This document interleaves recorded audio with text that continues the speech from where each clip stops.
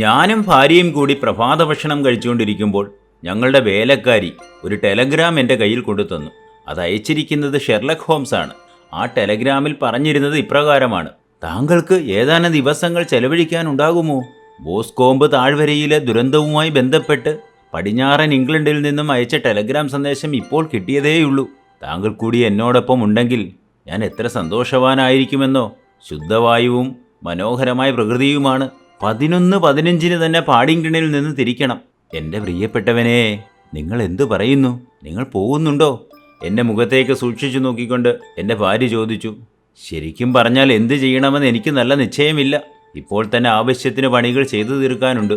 ഓ, നിങ്ങൾ ചെയ്യാനുള്ള പണികളൊക്കെ ആ ആൻശ്രുതൻ ചെയ്തോളൂ. നിങ്ങൾ കുറച്ചു നാളായി വല്ലാതെ വിളറി വരികയാണ്. എനിക്ക് തോന്നുന്നത് ഒരു മാറ്റം നിങ്ങൾക്ക് ഗുണകരമാകുമെന്ന് തന്നെയാണ്. മാത്രവുമല്ല, മിസ്റ്റർ ഷെർലക് ഹോംസിൻ്റെ കേസന്വേഷണത്തിൻ്റെ ഭാഗമാകുന്നത് നിങ്ങൾക്കേറെ ഇഷ്ടവുമാണല്ലോ. ഓരോ കേസുകളിൽ നിന്നും എനിക്ക് കിട്ടിയിട്ടുള്ള അനുഭവങ്ങൾ വെച്ച് നോക്കുമ്പോൾ ഞാൻ അതിനൊപ്പം സഹകരിച്ചിരുന്നില്ലായിരുന്നുവെങ്കിൽ അത് വലിയ നഷ്ടമായി പോയേനെ. ഞാൻ പറഞ്ഞു. പക്ഷേ ഞാൻ പോകണമെന്നുണ്ടെങ്കിൽ ഇപ്പോൾ തന്നെ തയ്യാറെടുക്കേണ്ടിയിരിക്കുന്നു. എനിക്ക് അവശേഷിക്കുന്നത് വെറും അരമണിക്കൂർ മാത്രമാണ്. അഫ്ഗാനിസ്ഥാനിലെ എൻ്റെ ക്യാമ്പ് ജീവിതം ഏത് സാഹചര്യത്തിലും ഒരു യാത്രയ്ക്കുള്ള തയ്യാറെടുപ്പുകൾ നടത്താനുള്ള കരുത്ത് എനിക്ക് നേടിത്തന്നിരുന്നു. എനിക്ക് ആവശ്യമുള്ള സാധനങ്ങളുടെ ലിസ്റ്റ് വളരെ ചെറുതായിരുന്നതിനാൽ പറഞ്ഞ സമയത്തിന് മുമ്പ് തന്നെ ഞാൻ ഒരു റിക്ഷാ വണ്ടിയിൽ കയറി പാഡിംഗ്ടൺ സ്റ്റേഷനിലേക്ക് പുറപ്പെട്ടു. ഞാൻ ചെല്ലുമ്പോൾ പ്ലാറ്റ്ഫോമിൽ ഷെർലക് ഹോംസ് അങ്ങോട്ടും ഇങ്ങോട്ടും നടക്കുന്നു. അദ്ദേഹം യാത്രാവേളകളിൽ ഉപയോഗിക്കുന്ന ചാരനിറത്തിലുള്ളതും നീണ്ടതുമായ ഓവർകോട്ടും നീണ്ടുമെലിഞ്ഞ അദ്ദേഹത്തിൻ്റെ ശരീരവും തലയിൽ പാകത്തിന് ചേർന്നിരിക്കുന്ന തുണിത്തൊപ്പിയും എല്ലാം ചേർന്നപ്പോൾ അയാൾക്ക് സാധാരണ ഉള്ളതിനേക്കാൾ അധികം നീളം തോന്നിപ്പിച്ചു. വാട്സൺ, നിങ്ങൾ എത്തിയത് തീർച്ചയായും വളരെ ഗുണകരമാണ്, ഹോംസ് പറഞ്ഞു. എനിക്ക് പൂർണ്ണമായും ആശ്രയിക്കാൻ കഴിയുന്ന ഒരാൾ കൂടെയുള്ളത് കാര്യങ്ങളെ തികച്ചും അനുകൂലമാക്കി മാറ്റും. സഹായികളായ നാട്ടുകാരെയാണ് കിട്ടുന്നതെങ്കിൽ ഒന്നിനും കൊള്ളരുതാത്തവരോ കാര്യങ്ങളെ പക്ഷപാതിത്വത്തോടെ സമീപിക്കുന്നവരോ ആയിരിക്കും. മൂലയിലുള്ള 2 സീറ്റുകൾ നിങ്ങൾ പിടിച്ചിടാമെങ്കിൽ ഞാൻ പോയി 2 ടിക്കറ്റ് എടുത്ത് വരാം. ഹോംസ് തൻ്റെ കൂടെ കൊണ്ടുവന്നിരുന്ന ഒരു കൂട്ടം പേപ്പറുകളില്ലായിരുന്നുവെങ്കിൽ ആ വണ്ടിയിൽ ഞങ്ങൾ മാത്രമേ കാണുമായിരുന്നുള്ളൂ. ഈ പേപ്പറുകളിലേക്ക് ആഴ്ന്നിറങ്ങിയിരുന്ന ഹോംസ് അത് വായിക്കുകയും എന്തെല്ലാമോ ആലോചിച്ച് ധ്യാന നിമഗ്നനായി ഇരിക്കുകയും ഇടവേളകളിൽ നോട്ടുകൾ കുറിക്കുകയും ചെയ്തുകൊണ്ടിരുന്നു. എന്നാൽ പെട്ടെന്ന് തന്നെ അദ്ദേഹം ആ പേപ്പറുകൾ ഒരു വലിയ പന്ത് പോലെ ചുരുട്ടിയ ശേഷം വണ്ടിയുടെ റാക്കിലേക്ക് തള്ളിവെച്ചു. ഈ കേസിനെക്കുറിച്ച് താങ്കൾ എന്തെങ്കിലും കേട്ടിട്ടുണ്ടോ? അദ്ദേഹം ചോദിച്ചു. ഒരു വാക്കുപോലും കേട്ടിട്ടില്ല. കഴിഞ്ഞ കുറച്ച് ദിവസങ്ങളായി ഞാൻ പത്രം വായിച്ചിരുന്നില്ല. ലണ്ടനിലെ പത്രങ്ങളിൽ ഇതിനെക്കുറിച്ച് കാര്യമായ വാർത്തകളൊന്നും തന്നെ ഉണ്ടായിരുന്നില്ല. അടുത്ത കാലത്തെ എല്ലാ പത്രങ്ങളും ഞാൻ വിശദമായി പരിശോധിച്ചു. ഞാൻ മനസ്സിലാക്കിയിടത്തോളം ഏറ്റവും സങ്കീർണമായ ഒരു ചെറിയ കേസാണിതെന്ന് പറയാനാവും. അതൊരു വിരോധാഭാസം തന്നെയാണല്ലോ. എന്നാൽ അത് തികച്ചും സത്യമാണ് താനും. വൈചിത്ര്യം തീർച്ചയായും ഒഴിവാക്കാനാവാത്ത ഒരു തെളിവാണ്. പൊതു സ്വഭാവങ്ങളില്ലാത്തതും സാധാരണമല്ലാത്തതുമായ ഒരു കുറ്റം തെളിയിക്കപ്പെടാൻ ഏറ്റവും പ്രയാസവുമാണ്. ഈ കേസിൽ കൊല്ലപ്പെട്ട വ്യക്തിയുടെ മകൻ്റെ നേരെ അവർ ഗുരുതരമായ ആരോപണം ഉന്നയിക്കുകയും ചെയ്തിട്ടുണ്ട്. അപ്പോൾ അതൊരു കൊലപാതകം തന്നെയാണോ? തീർച്ചയായും അത്തരമൊരു നിഗമനത്തിലേക്കാണ് എത്താനാകുന്നത്. ഞാൻ നേരിട്ട് തന്നെ ഈ കേസിൻ്റെ വിശദാംശങ്ങൾ പരിശോധിക്കാതെ അക്കാര്യത്തെക്കുറിച്ച് ഉറപ്പ് പറയാൻ കഴിയില്ല. ഞാൻ ഇതുവരെയും മനസ്സിലാക്കിയ കാര്യങ്ങൾ വെച്ച് അതിനെക്കുറിച്ച് താങ്കളോട് ചുരുക്കം വാക്കുകളിൽ വിശദമാക്കാം. ഹെർഫോർഡ് ഷെയറിലെ റോസിൽ നിന്നും അത്ര അകലത്തല്ലാത്ത ഒരു പ്രദേശമാണ് ബോസ്കോംബെ താഴ്വര. അവിടുത്തെ ഏറ്റവും വലിയ ഭൂവുടമയായ മിസ്റ്റർ ജോൺ ടർണർ തൻ്റെ സമ്പാദ്യം അത്രയും സ്വരൂപിച്ചത് ഓസ്ട്രേലിയയിൽ നിന്നാണ്. ഏതാനും വർഷങ്ങൾക്ക് മുൻപ് അദ്ദേഹം ആ പഴയ താഴ്വര പ്രദേശത്ത് സ്ഥിരതാമസമാക്കി. അദ്ദേഹം തൻ്റെ ഉടമസ്ഥതയിലുണ്ടായിരുന്ന ഫാമുകളിലൊന്നായ ഹാദറിലെ അദ്ദേഹത്തെ പോലെ തന്നെ ഓസ്ട്രേലിയയിൽ നിന്നും തിരികെ എത്തിയ മിസ്റ്റർ ചാൾസ് മക്കാർത്തിക്ക് പാട്ടത്തിന് നൽകി. ഇവർ രണ്ടുപേരും തമ്മിൽ ബ്രിട്ടീഷ് കോളനിയായിരുന്ന ഓസ്ട്രേലിയയിൽ വെച്ച് തന്നെ നല്ല പരിചയക്കാരായിരുന്നതിനാൽ തിരികെ നാട്ടിലെത്തി സ്ഥിരതാമസമാക്കിയപ്പോൾ അടുത്തടുത്ത് വീടുകൾ വെച്ചതിൽ അസ്വാഭാവികമായ ഒന്നുമില്ലായിരുന്നു. കൂട്ടത്തിൽ സമ്പന്നൻ ടർണറായിരുന്നു. മക്കാർത്തി ടർണറുടെ കുഴിയാനായിരുന്നുവെങ്കിലും അവർ തമ്മിൽ തുല്യരെന്ന നിലയിൽ തന്നെയാണ് അടുത്ത് പെരുമാറിയിരുന്നത്. മിസ്റ്റർ മക്കാർത്തിക്ക് 18 വയസ്സ് പ്രായമുണ്ടായിരുന്ന ഒരു മകനുണ്ടായിരുന്നു. ടർണർക്കാകട്ടെ അതേ പ്രായം വരുന്ന ഒരു മകളും. രണ്ടുപേരുടെയും ഭാര്യമാർ ജീവിച്ചിരിക്കുന്നുമില്ല. വിശ്രമജീവിതം നയിച്ചിരുന്ന അവർ രണ്ടുപേരും അടുത്തുള്ള ബ്രിട്ടീഷ് കുടുംബങ്ങളിൽ നിന്നെല്ലാം അകന്നു കഴിഞ്ഞു. എങ്കിലും മക്കാർത്തിമാർ രണ്ടുപേരും കായിക വിനോദങ്ങളിൽ തൽപരരായിരുന്നതിനാൽ അടുത്തുള്ള ഗ്രാമങ്ങളിലെ കായിക മത്സരങ്ങളിൽ അവരുടെ സാന്നിധ്യം സജീവമായി ഉണ്ടായിരുന്നു. മക്കാർത്തിക്ക് 2 വേലക്കാരുണ്ടായിരുന്നു, ഒരു പുരുഷനും ഒരു പെൺകുട്ടിയും. ടർണർക്കാകട്ടെ പരിചാരകരുടെ എണ്ണം കൂടുതലായിരുന്നു. ഏറ്റവും കുറഞ്ഞത് ഒരു അര ഡസനെങ്കിലും ഉണ്ടാവും. ഇത്രയും കാര്യങ്ങളാണ് അവരുടെ കുടുംബ പശ്ചാത്തലമായി എനിക്ക് കിട്ടിയത്. ഇനി ഞാൻ കാര്യത്തിലേക്ക് വരാം. ജൂൺ 3-ാം തീയതി, അതായത് കഴിഞ്ഞ തിങ്കളാഴ്ച ഏകദേശം 3 മണി നേരത്ത് മിസ്റ്റർ മക്കാർത്തി ഹാദർലെയിലെ തൻ്റെ വീട്ടിൽ നിന്നും ഇറങ്ങി ബോസ്കോംബ് തടാകത്തിന് സമീപത്തുകൂടി നടക്കുകയായിരുന്നു. ബോസ്കോംബ് താഴ്വരയിലൂടെ ഒഴുകുന്ന ഒരു നദി സൃഷ്ടിച്ചതാണ് ഈ ചെറു തടാകം. അന്ന് പ്രഭാതത്തിൽ തൻ്റെ വേലക്കാരനുമൊത്ത് അദ്ദേഹം റോസിലേക്ക് പോയിരുന്നു. എന്നാൽ 3 മണിക്ക് അത്യാവശ്യമായി തനിക്കൊരാളെ കാണാനുണ്ടെന്ന് വേലക്കാരനോട് പറഞ്ഞിട്ട് മക്കാർത്തി തിടുക്കത്തിൽ മടങ്ങുകയായിരുന്നു.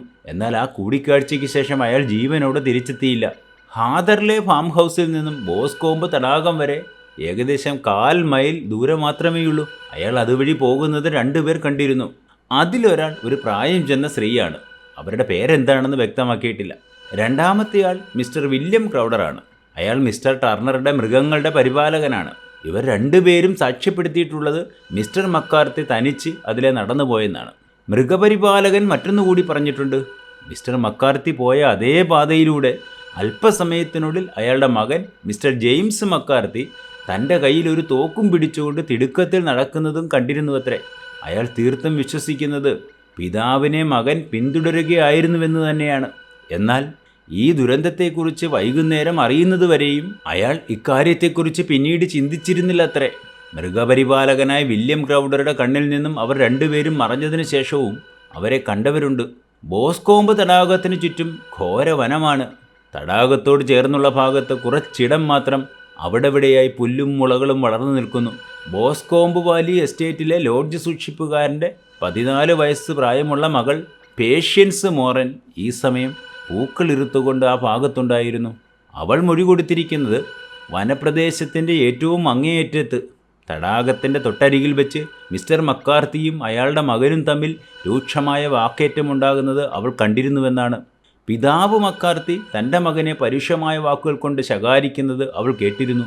മാത്രവുമല്ല, കോപാകുലനായ മകൻ പിതാവിന് നേരെ കൈയോങ്ങുന്നതും അവൾ കണ്ടിരുന്നു. ഇവരുടെ രൂക്ഷമായ വാക്കേറ്റം കണ്ട് ഭയന്നുപോയ ആ പെൺകുട്ടി അവിടെ നിന്നും ഓടി തൻ്റെ വീട്ടിലെത്തുകയും ബോസ്കോംബ് തടാകത്തിനരികിൽ നിന്ന് മിസ്റ്റർ മക്കാർത്തിയും അയാളുടെ മകനും തമ്മിൽ വാക്കേറ്റം നടക്കുന്നുവെന്നും ഒരുപക്ഷെ അവർ കയ്യാങ്കളിയിലേക്ക് എത്തിയേക്കുമെന്ന് തനിക്ക് ഭയമുണ്ടെന്നും അവളുടെ അമ്മയോട് പറഞ്ഞു. ഈ പെൺകുട്ടി ഇക്കാര്യം വീട്ടിൽ പറഞ്ഞുകൊണ്ടിരുന്ന അതേ സമയത്ത് തന്നെ മിസ്റ്റർ ജെയിംസ് മക്കാർത്തി ലോഡ്ജിലേക്ക് ഓടിയെത്തുകയും തൻ്റെ പിതാവ് തടാകക്കരയിൽ മരിച്ചു കിടക്കുന്നുവെന്നും തന്നെ സഹായിക്കണമെന്നും ലോഡ്ജ് സൂക്ഷിപ്പുകാരനോട് അപേക്ഷിച്ചു. അയാൾ ഇത് പറയുമ്പോൾ ആകെ പരിഭ്രാന്തനായിരുന്നു.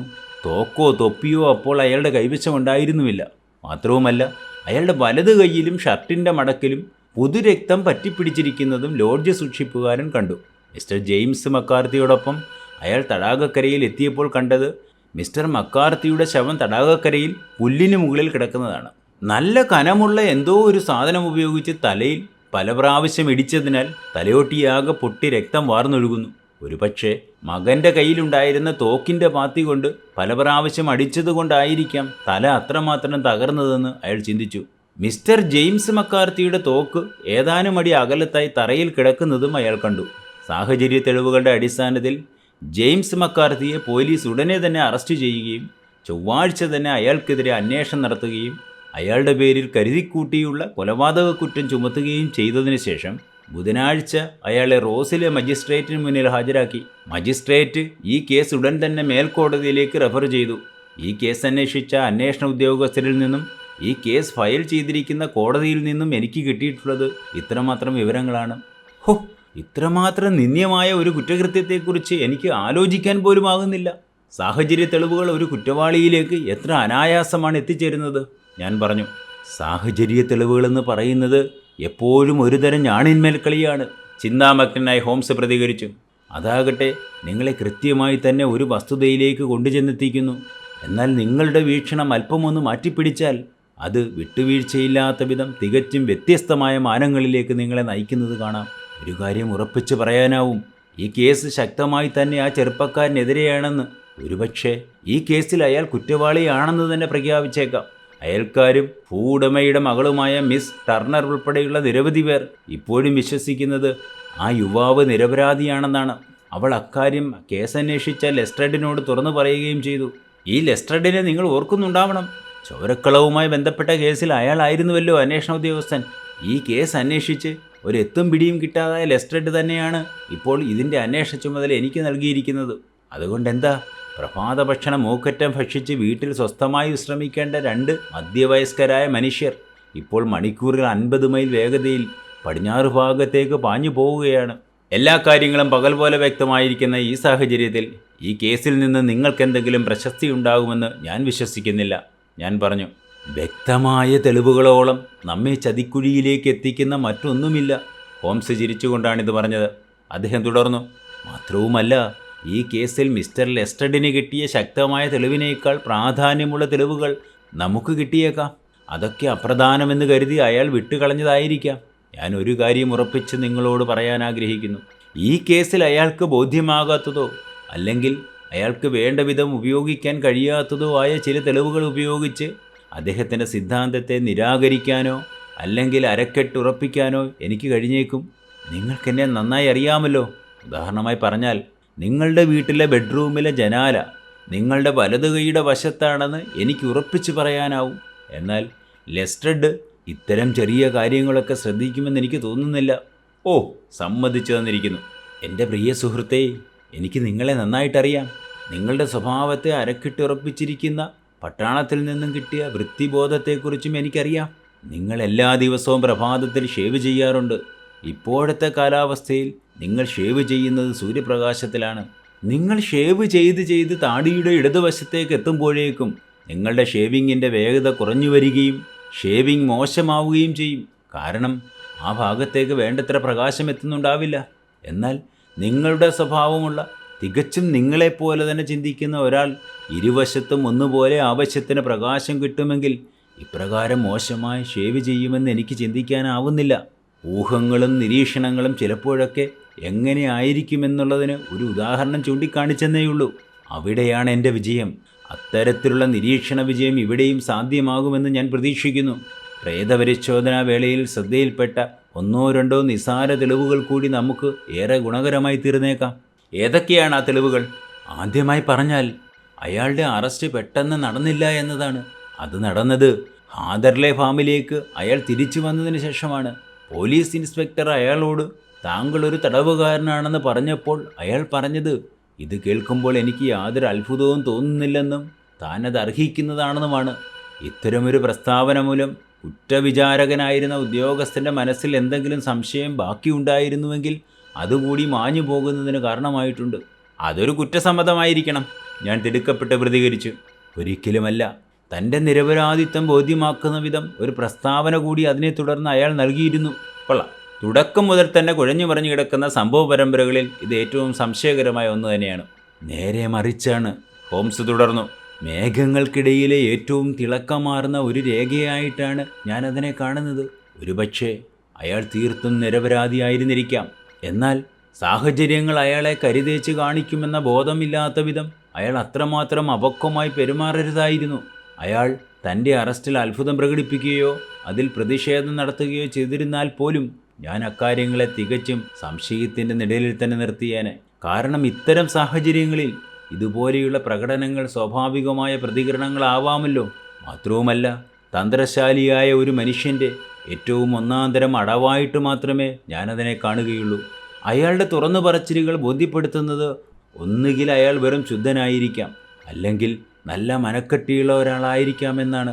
തൻ്റെ പിതാവിൻ്റെ ശവശരീരത്തിനരികിൽ ദുഃഖഭാരത്താൽ നിൽക്കുമ്പോൾ തന്നെ ഒരു മകൻ്റെ ഉത്തരവാദിത്തം താൻ നിർവഹിച്ചില്ലല്ലോ എന്ന കുറ്റബോധം അയാളിൽ ഉടലെടുത്തിട്ടുണ്ടാകണം. ഇത് നാളുകളോളം അയാളെ വേട്ടയാടുമെന്ന കാര്യത്തിൽ യാതൊരു സംശയവും വേണ്ട.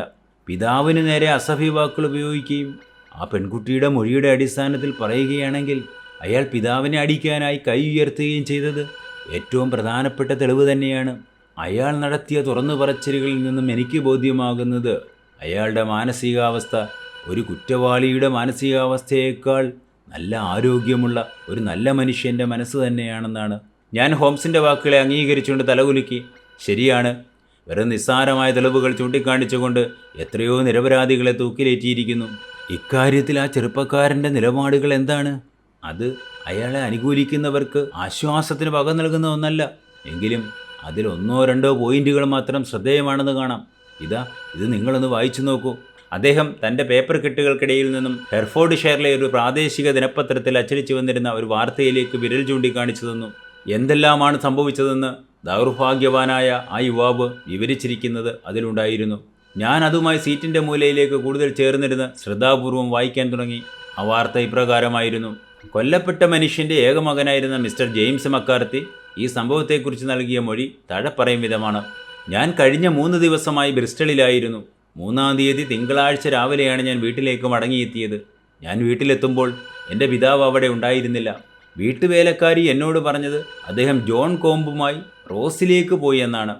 എന്നാൽ ഞാൻ വീട്ടിലെത്തി ഏതാനും നിമിഷങ്ങൾ കഴിഞ്ഞപ്പോൾ തന്നെ ഒരു കുതിരവണ്ടി വീടിന് മുന്നിൽ വന്ന് നിൽക്കുന്ന ശബ്ദം ഞാൻ കേട്ടു. ഞാൻ ജനാല വഴി നോക്കുമ്പോൾ അദ്ദേഹം കുതിരവണ്ടിയിൽ നിന്നും ഇറങ്ങി തിരക്കിട്ട് പുറത്തേക്ക് നടക്കുന്നതാണ് കണ്ടത്. അദ്ദേഹം എങ്ങോട്ടാണ് പോയതെന്ന് എനിക്ക് വ്യക്തമായില്ല. ഞാൻ എൻ്റെ തോക്കുമെടുത്ത് പുറത്തിറങ്ങി ബോസ്കോമ്പ് തടാകത്തിനടുത്തേക്ക് നടന്നു. തടാകത്തിൻ്റെ അപ്പുറത്തുള്ള മുയൽ ഫാം സന്ദർശിക്കാനാണ് ഞാൻ ആഗ്രഹിച്ചത്. വഴിയിൽ വെച്ച് ലോഡ്ജ് സൂക്ഷിപ്പുകാരനായ വില്യം ക്രൗഡറെ ഞാൻ കണ്ടുമുട്ടിയിരുന്നു. അയാൾ തൻ്റെ മൊഴിയിൽ പറഞ്ഞത് ഞാൻ എൻ്റെ പിതാവിനെ പിന്തുടരുകയായിരുന്നു എന്നാണ്. എന്നാൽ അയാൾ തെറ്റിദ്ധരിച്ചാണ് അങ്ങനെ പറഞ്ഞത്. അദ്ദേഹം എൻ്റെ മുന്നിൽ നടക്കുന്നുണ്ടായിരുന്നു എന്ന കാര്യം എനിക്കറിയില്ലായിരുന്നു. ആ തടാകത്തിന് ഏകദേശം 100 വാര അകലെ എത്തിയപ്പോൾ കൂയി എന്ന് നീട്ടിക്കൂവുന്നത് ഞാൻ കേട്ടു. ഞാനും എൻ്റെ പിതാവും തമ്മിൽ പലപ്പോഴും ഉപയോഗിക്കുന്ന ഒരു സാധാരണ സന്ദേശമാണ് ഈ കൂയി വിളി. ഞാൻ നടത്തത്തിന് വേഗത കൂട്ടി. തടാകത്തിനടുത്ത് വെച്ച് ഞങ്ങൾ തമ്മിൽ കണ്ടുമുട്ടി. എന്നെ അപ്രതീക്ഷിതമായി കണ്ടപ്പോൾ അമ്പരന്ന് പോയ അദ്ദേഹം വളരെ ക്രുദ്ധനായി എന്നോട് നീ അവിടെ എന്തെടുക്കുവാണെന്ന് ചോദിച്ചു. ഞങ്ങൾ തമ്മിലുള്ള സംഭാഷണം അതിരുവിട്ട് പോർവിളിയായി മാറി. എൻ്റെ പിതാവ് പെട്ടെന്ന് കോപാകുലനാകുന്ന പ്രകൃതമാണ്. ഈ പോർവിളി ഒരു കയ്യാങ്കളിയുടെ വക്കിൽ വരെ എത്തി. അദ്ദേഹത്തിൻ്റെ സ്വഭാവത്തെ നിയന്ത്രിക്കാൻ അദ്ദേഹത്തിന് തന്നെ ആവില്ലെന്ന് ബോധ്യമുണ്ടായിരുന്ന ഞാൻ ഉടൻ തന്നെ അവിടെ നിന്നും ഹാദർലി ഫാമിലേക്ക് തിരിച്ചു നടന്നു. ഞാൻ നടന്ന് ഏതാണ്ട് 150 വാര വരെ എത്തിയിട്ടുണ്ടാവും. പെട്ടെന്ന് എൻ്റെ പിന്നിൽ നിന്നും ഒരു നിലവിളി ഉയർന്നു കേട്ടു.